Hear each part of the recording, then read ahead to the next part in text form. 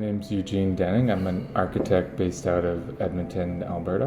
And I'm Hans Doof, one of the owners of Blind Man here in Lacombe. I think the first thing we thought about always is the customer experience. When they walk in the door, what's the first thing that they see? Who's going to be looking at them or greeting them when they walk into the space? And then imagining how they might move through the space. So we took some of the graphics from the Long Shadows can and used that to posture the walls. So we wanted to bring some of that kind of outside feel back into this space. Part of that was with using the natural materials and then opening the space up so it felt almost like an outdoor space. So we have as much double height areas as possible. I really like how the design is such that it kind of integrates the old with the new. So we didn't want to wreck any of the last 6 years of the old taproom. We integrated it in this really cool way that's fresh. And I think Eugene did that really well. So it still has all the kind of slatted wood from features in the one side, and then the underside of the mezzanine kind of transitions to the new side. When you're upstairs in the mezzanine, you can kind of see both sides, and it's open and bigger. We still have the 24 taps, we have the beer engine. Our cooler for our keg room is way bigger. We wanted to not have a huge trunk line for functional purposes as well as customer experience purposes. So we wanted to position the bar so that the bartenders are facing the entrance so that they can also sort of greet people as they walk in.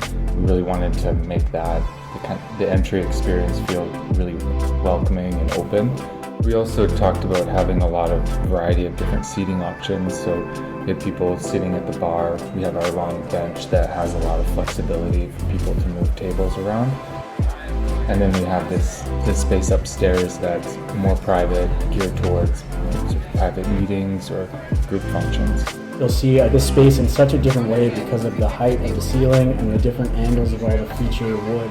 One other thing we did is adding a glass door to the back of the house, the tap room area, so that when people walk in the door can see the production facilities. So you'll see action when you grab your 4-pack of beer.